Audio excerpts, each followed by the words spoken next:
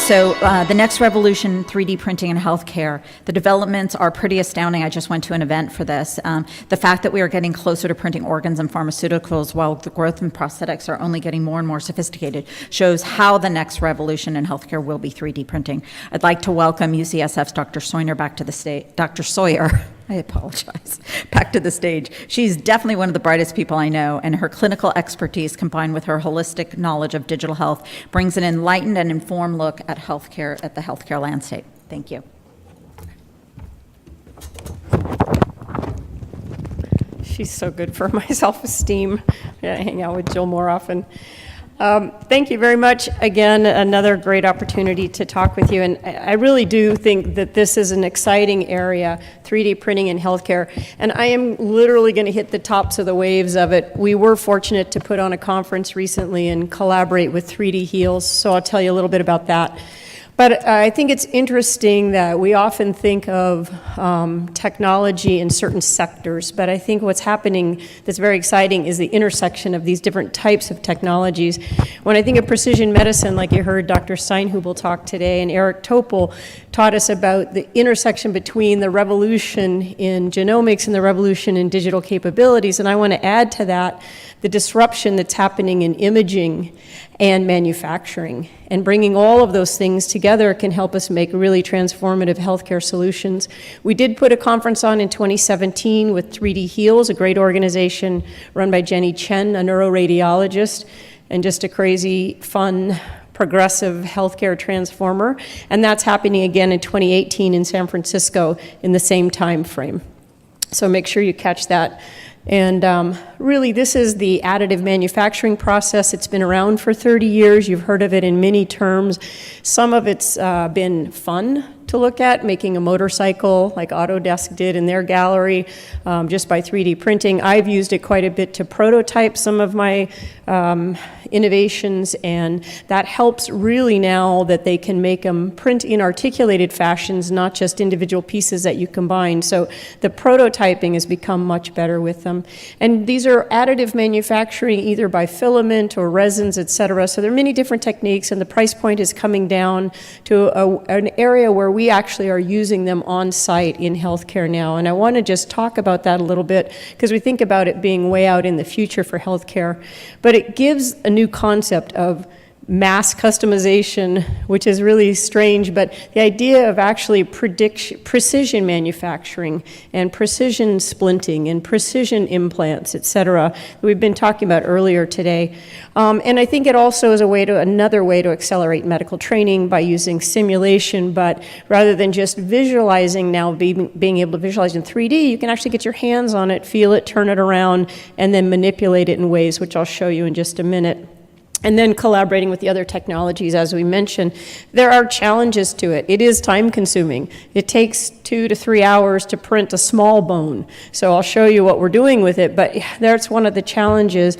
One of the other things, and you can read the whole list, but one of the other things is people are worried it'll widen the divide. And I really want to assure you that there's a group in Africa, and I'll give you the names for them, Rabfar, but they're using recycled materials for the filament.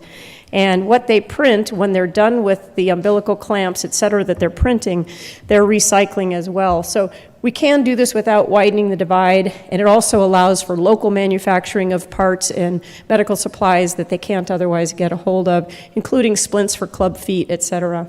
This just shows a rapid increase in the number of publications in this area, and again, steep rise, different magnitude than we see in stem cell, but with the steep rise, we expect this field is going to grow very rapidly. And again, it's a global footprint, and that's grown rapidly just in 1 year. And that's just 3D printing in healthcare, mind you. The number of companies jumping in are coming in different sectors, so rather than recite them all, I'm going to go ahead and show you some of the sectors.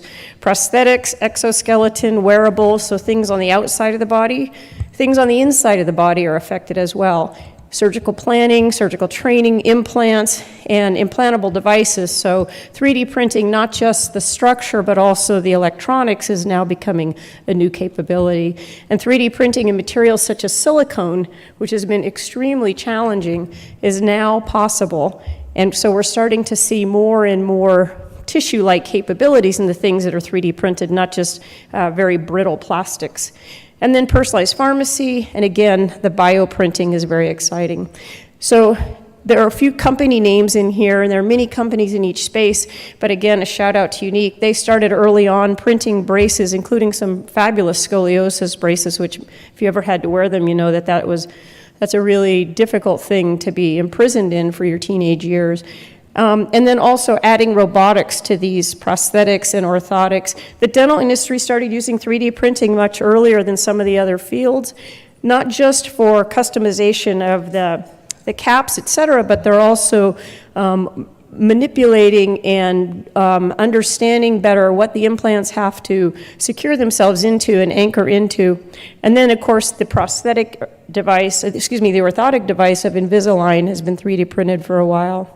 The hearing aid industry caught on very early to 3D printing. They've also caught on to miniaturization of electronics. So I lean on them sometimes when we talk about wanting to do more at the hardware space, smarter hardware, but smaller and low power and high data transfer. But they're 3D printing a lot of those components, which makes a big difference if you can customize the fit to the ear canal. I want to thank my colleague Shannon Walters. And he's on the imaging side of the equation in healthcare. And that's actually where, in a hospital setting, oftentimes the 3D printing sector grows up is out of imaging, because their capabilities in 3D imaging and computer modeling has what's led us down a path to be able to print actual tissues that we can then learn from and improve our surgical approaches from. So they started printing in the scoliosis realm earlier than we started doing other segments at UCSF, but we collaborate on this, and you can imagine how difficult it is to look at the spine in its multi-planar complexities when you're going in to do corrective osteotomies, or you're actually trying to teach a patient about their own deformity, how valuable it is to put their own spine in their hands and let them imagine it, or actually make the corrections for them and let them visualize and experience what that would be, as well as the surgeons benefit from that.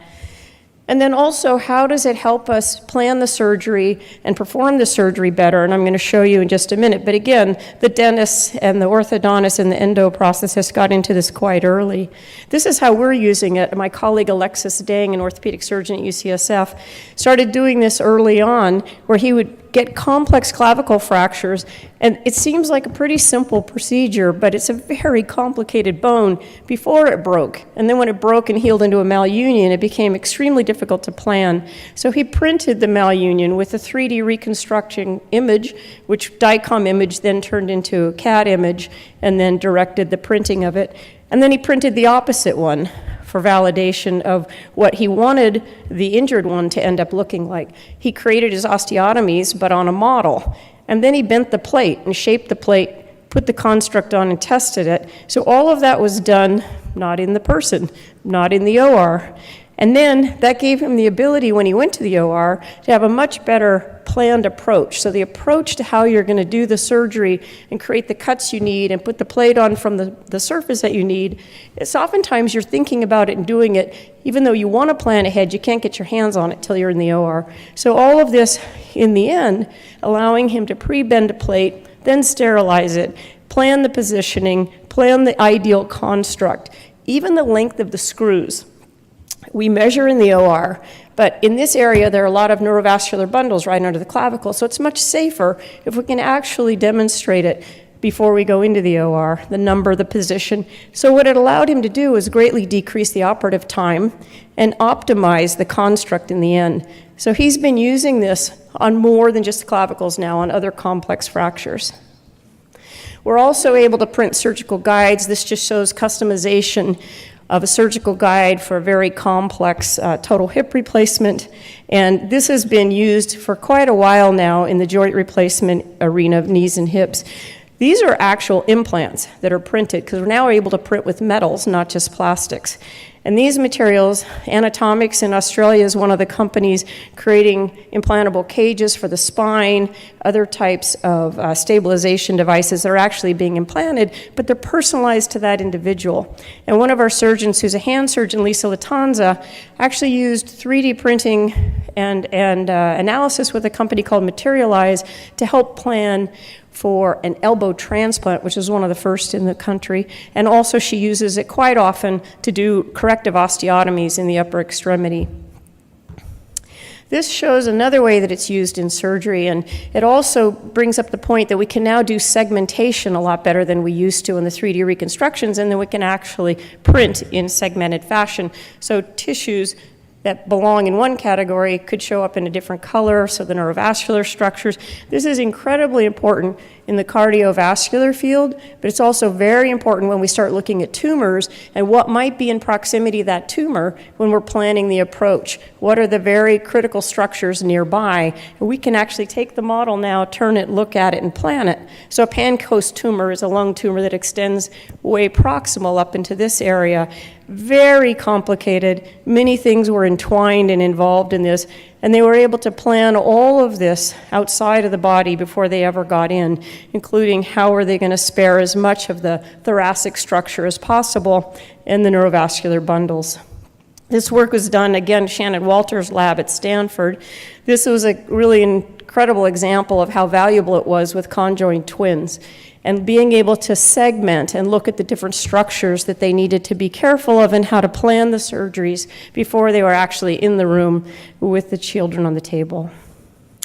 And this just shows you now we're moving into not just printing metals and plastics, but into actually printing tissues. And each one of these has been done in a laboratory setting, and some are actually being done in humans now, where pieces of these tissues are actually being implanted after they've been grown outside the body.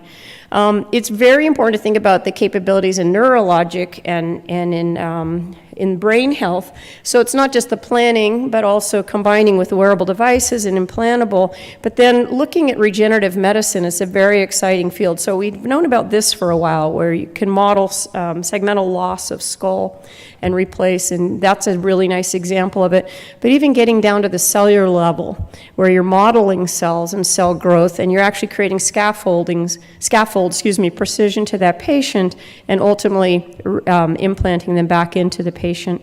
They're also printing pills now. I think you've probably heard of this, and in fact, it was a little bit of an unintended consequence to show this slide after the opioid discussion, but hopefully we'll keep this where it belongs. But what it's going to take for it to really become embedded, adopted, and part of the practice of healthcare, again, is a process and a model of effectiveness in care and outcomes and effectiveness in cost. And so I wanted to give you the tops of the waves. I'd love to hear from anyone in the room who has already begun using 3D printing in their practices and how you're using it. And if you're interested, I'd love to stay in touch with you about it. Please consider the 3D Heals conference in 2018. We'd love to see you there.